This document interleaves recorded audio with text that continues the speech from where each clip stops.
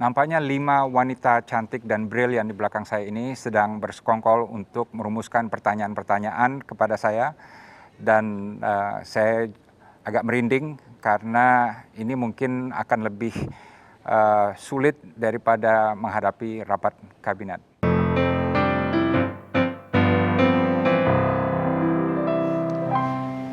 Terima kasih masih bersama dengan Saatnya Perempuan Bicara. Kita masih malam mingguan, jangan khawatir. Kita juga akan datangkan setelah tadi sama Mbak Ikke Nurjana, udah digoyang-goyang. Nah, yang kali ini bintang tamunya, tamu kita agak berbeda nih latar belakangnya. Mungkin nggak nyanyi ya. Kisi-kisinya itu nggak tahu sumber hidup atau enggak, tapi paling tidak sepanjang karir yang kita tahu bersama tuh, ia seorang diplomat, juga sempat jadi juru bicara presiden. Wow, keren banget. Nah, kita langsung undang aja ya, Bang Dino Patijala. Yeay.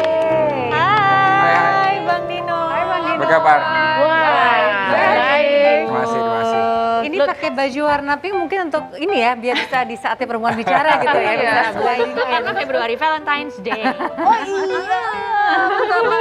Jadi kalau dulu jadi dubes agak susah pakaian yang berwarna-warni. Sekarang bisa lebih Sesuai kreatif keinginan. ya.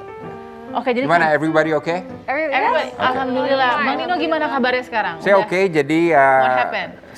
saya udah sembuh dari COVID, right? Dan saya tentu aman karena antibodinya sekitar 6-7 bulan.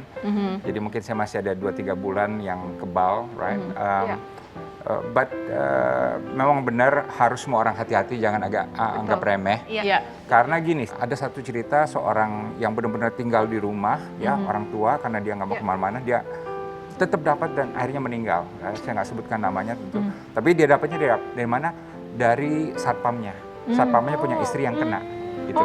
Jadi istri satpam terus masuk ke pembantu yang bersihin kamar dan dia kena. Right? So ini benar-benar serial killer yang masif, yang setiap hari mengincar benteng rumah kita. Dan ini juga pasti meresahkan bagi kita semua yang masih harus beraktivitas. Ya. Jadi memang dari seorang penyintas memang sangat penting kita untuk menjaga diri sesuai dengan protokol yang ada. Apalagi kesibukannya saat ini ya Bang Dino menjadi penasehat utama kementerian. Ditunjuk langsung oleh Menteri Parekraf nih ya. Nah, boleh sedikit menceritakan dengan di antara sekian banyak kesibukannya, this new responsibility itu seperti apa? Well, saya waktu ditanya Pak Menteri Sandi, saya syaratnya 2. Satu, saya nggak mau digaji. Kalau digaji berarti ya beda lah suasana gitu ya. Dan kedua, saya maunya juga sesuai waktu yang saya ada. Jadi bukan full time. Dengar-dengar tidak mau digaji sama Dendeng mau. Dendeng Belado. Pak Sandi telepon saya tadi malam. Dia bilang minta alamatnya karena saya mau menepati janji. Jadi dia akan benar-benar kirim Dendeng Belado. Gitu. Kenapa harus Dendeng Belado? Tahu nggak? Waktu saya di Amerika, saya minta dapat chef satu kan, boleh bawa chef. Syarat saya satu, bisa masak Dendeng Belado. Dan selama 4 tahun saya di Amerika, saya nggak bohong nih. Setiap malam makanya Dendeng Belado aja. Nggak ada burger, nggak ada. Setiap hari? Setiap hari selama 4 tahun. Wow. Right? So, yeah. Setia ya. Jadi saya nggak bisa bahasa Padang, but Dendeng Belado, yes. Lidahnya Padang ya. Obsesi terhadap Dendeng Belado. Kayaknya beef jerky soalnya.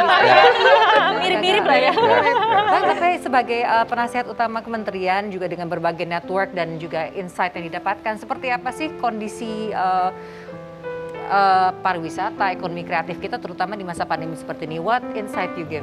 Kalau menurut saya pariwisata parah sekali karena look everywhere pariwisata travel turun 90%. Ya kan jadinya susah gimana Pak Sandi mau undang turis masuk sementara turis nggak boleh masuk. Ya kan.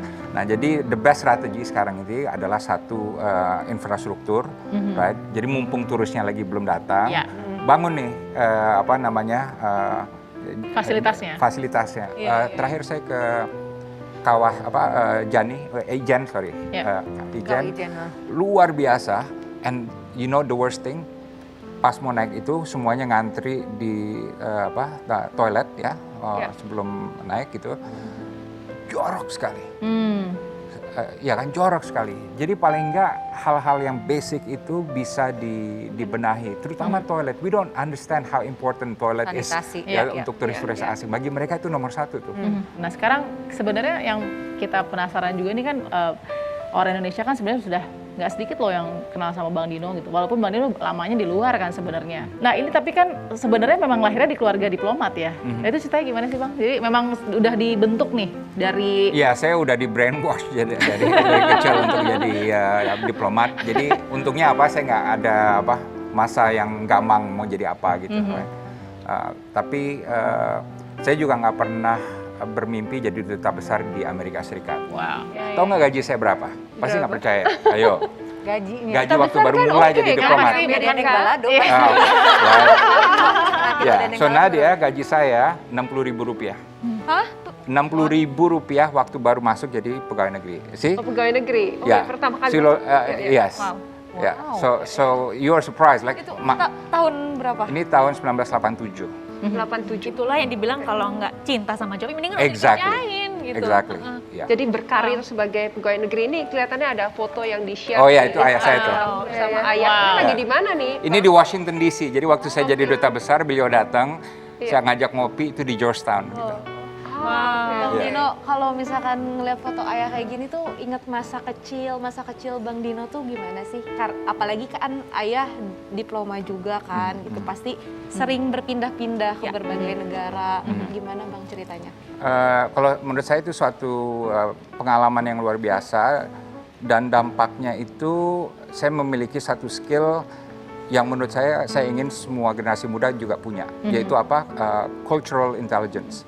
Cultural intelligence berarti gini, silakan taruh saya di Afrika, di Asia, di Tiongkok, di Jepang, di Amerika Latin, dimanapun, I will get along with my environment. Dengan orang-orang yang berada dalam ini budaya yang beda gitu. That's cultural intelligence. Nah ini penting kenapa?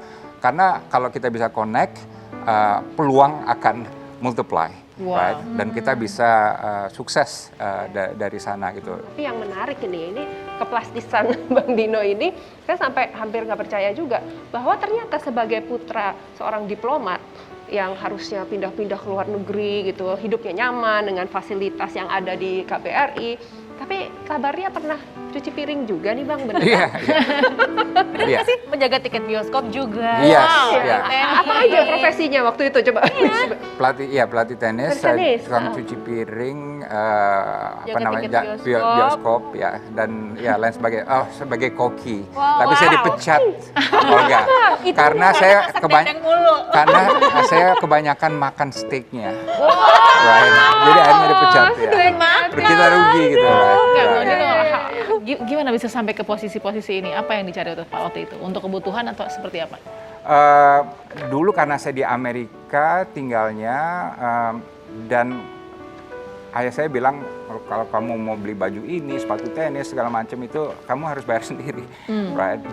Saya dulu juga mau ke Meksiko, Acapulco, tapi ayah saya nggak mau bayar karena dia bilang, look, make your own money. Makanya umur 14, 15 sudah mulai kerja waktu itu. Makanya anak saya itu kemarin yang umur 13 saya suruh kerja di satu restoran di Kemang. Ya, jadi ya itu sama juga bersih-bersihin, jadi tukang cuci segala macam. So he knows, he understands gitu. Terus semoga dia nggak seperti ayahnya habisin steak. Penasaran, kira-kira temen-temennya tuh pada tahu gak sih? Wah ini anaknya. Justru abis itu teman-temannya pada datang semua ke sana untuk nonton dia ke ini ke restorannya untuk nontonin dia. Jadi restorannya jadi untung ya, karena piano jadi jadi koki or whatever gitu, right? So maksudnya jadi Bang Dino tuh menanamkan ke diri sendiri atau mungkin juga dari ayah juga ya bahwa kita tuh harus mulai tuh dari bawah itu. Yes. Itu nilainya. Yes, that's the beauty of it. Ya Dan kan? ini juga membuat mudah beradaptasi dengan segala macam suasana, bisa menerima order dan seterusnya. Nah, dan kan proses tidak pernah mengkhianati hasil. Ternyata itu juga yang memupuk Bang Dino akhirnya bisa menjadi seorang duta besar. Dan pada saat itu di Amerika Serikat tahun 2010 ya Bang ya, itu saat Barack Obama juga sebagai presiden ya. Nah ini akan sangat menarik dibahas karena beliau juga adalah seorang presiden yang bisa dikatakan memiliki kedekatan dengan Indonesia. So, boleh kita mengulik sedikit mengenai itu, tentu, ya. pengalamannya Bang Dino juga saat menjadi dubes di Amerika Serikat dan juga apakah pernah misalnya bertemu dengan Barack Obama. Nah sesaat lagi hanya di Saatnya Perempuan Bicara.